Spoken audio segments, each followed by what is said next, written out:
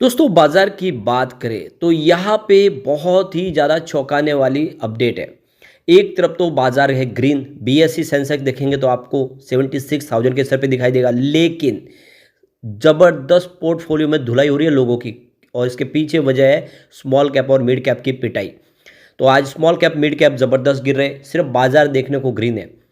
तो large cap कुछ अच्छे मूवमेंट में दिखाई दे रही है, इसकी वजह से ये ग्रीन है, लेकिन ओवरऑल पूरे बाजार की स्थिति बहुत बेकार है और सभी सेक्टर में गिरावट है। इसके पीछे क्या रीज़न है उसको समझने की कोशिश करेंगे। यहाँ पे सेबी एक बड़ा नया रूल्स लाने की तैयारी कर रही है आईपीओ को लेकर। क्या है वो रूल्स और उससे क्या बदलेगा उसको समझने की कोशिश करेंगे। और आगे बाजार की क्या रणनीति, क्योंकि एफआईआई का साथ बाजार को नहीं मिल पा रहा है, ऐसे में बाजार की स्थिति क्या बनेगी। हर दिन लोगों का पोर्टफोलियो बहुत बुरी तरह से पिट रहा है। तो समझने की कोशिश करेंगे इन सारी बातों को इस वीडियो के माध्यम से।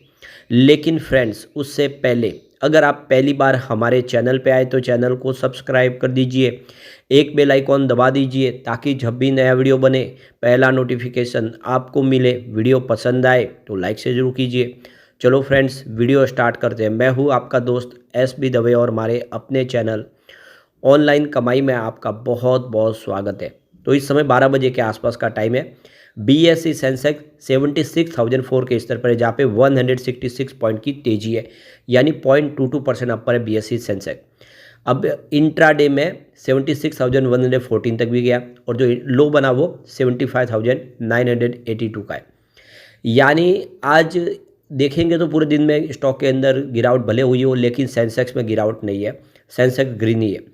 अब यहाँ पे अगर हम पूरे ब्रॉड मार्केट की इंडेक्स की बात करें, निफ्टी 50 23,058 के स्तर पर है, 23,000 के स्तर को इसने फिर से पा लिया है। 0.15% की तेजी है, लेकिन आज की तेजी सिर्फ निफ्टी 50 में है।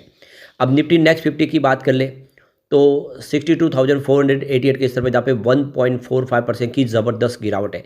यानी निफ्टी नेक्स्ट 50 की पिटाई आज ज़बरदस्त हो रही है। यहाँ पे निफ्टी 100 में गिरावट कम है, 0.14% की ही गिरावट है। और निफ्टी 200 में 0.45% की गिरावट है। निफ्टी 500 को देखें तो 0.65% की गिरावट है। यानी सबसे जो बड़ी गिरावट है तो वो निफ्टी नेक्स्ट 50 के अंदर है। उसके बाद निफ्टी मिड कैप की पिटाई उससे ज़्यादा है। देख सकते हो कि 14,680 के स्तर पे 1.89% की गिरावट है। यानी यहाँ पे गिरावट बड़ी है।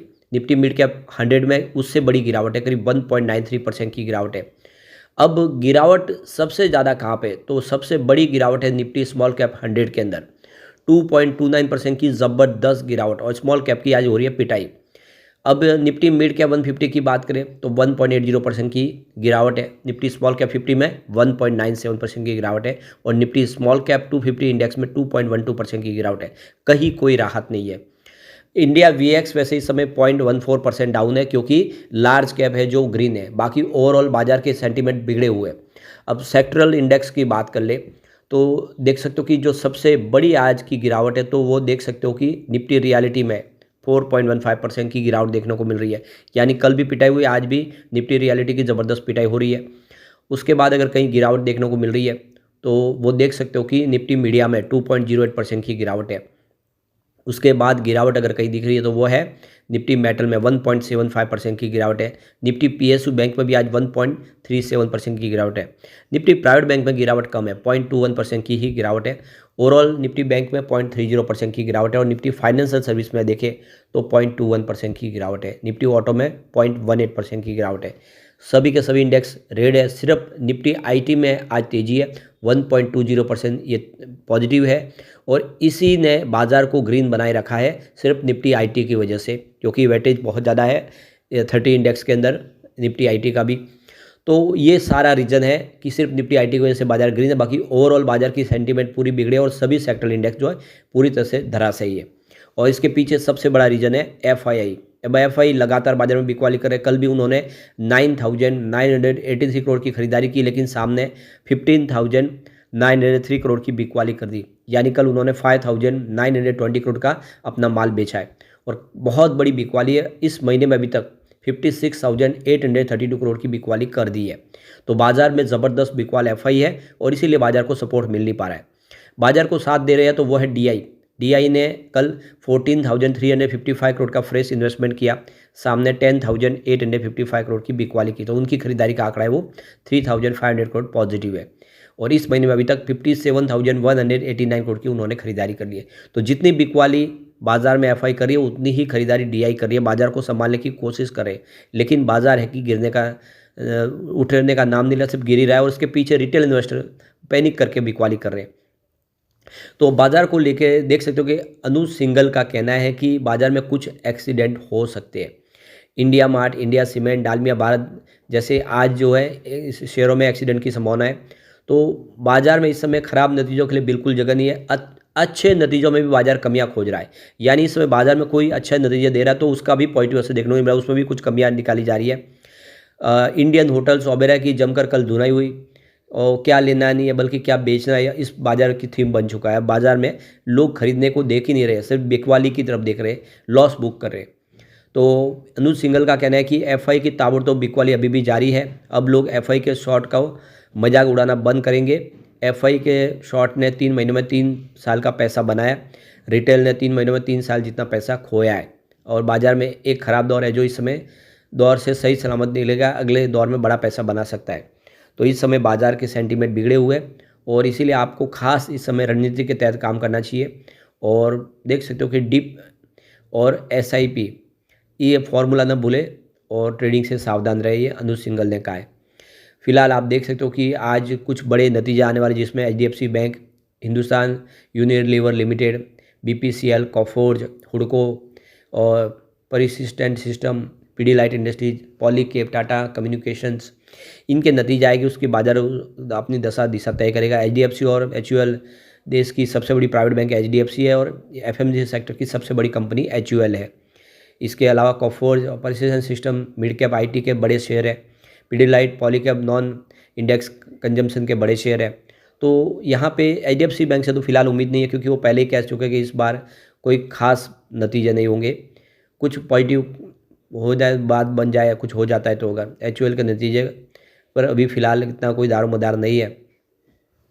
अब कैसे लोग फंसे हैं शिखर से, तो आप देख सकते हो कि ओला में 52% की गिरावट हुई है अब ऊपरी लेवल से। वोडाफोन आइडिया 51% गिर चुका है। यस बैंक में 44% की भारी गिरावट हुई है। आरबीएल में 43% की गिरावट है। कल्याण ज्वेलर्स में 39% की गिरावट हुई है और आईआरएफसी में 38% की नुकसान हुई है। तो अब देख सकते हो कि ज़बरदस्त लॉस हुआ है लोगों को। तो मार्केट को लेकर एक्सिस सिक्योरिटीज़ के रिसर्च हेड अक्षय चिंचालकर का कहना है कि यह घबराहट अमेरिकी राष्ट्रपति डोनाल्ड ट्रंप की तरफ से टैरिफ में जो जुड़े ऐलान है उसके वजह से देखने को मिल रही है। उन्होंने कहा है कि अधिकतर लोगों का मानना है कि ट्रंप आते ही चीन के निर्यात पर टैरिफ का ऐलान कर देंगे, लेकिन राष्ट्रपति बनने के बाद पहले दिन उन्होंने ऐसा नहीं किया। इसके चलते चाइनीज स्टॉक आज एशिया में अधिक उछले। अगर आपको आईपीओ में रुझान है तो data water and infra solution का आईपीओ आज से शुरू हुआ। इसका प्राइस बैंड 279 और अपर बैंड में 294 रखा है।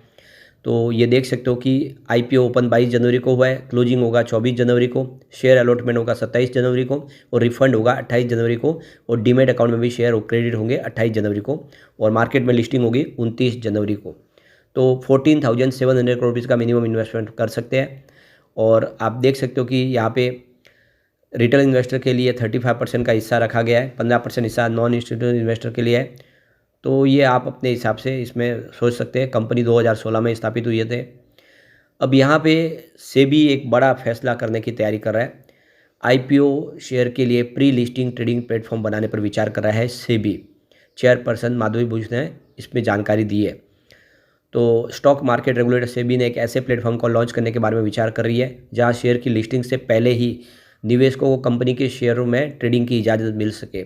इसके जरिए रेगुलेटर इनिशियल पब्लिक ऑफर यानी आईपीओ पर आने वाले ग्रे मार्केट एक्टिविटी को जो है एक्टिविटीज है उसको रोकना चाहता है। सेबी चेयरपर्सन माधवी पुरी बुच ने Mumbai association of investment bankers of India के एक कार्यक्रम में बोलते हुए जानकारी दी है।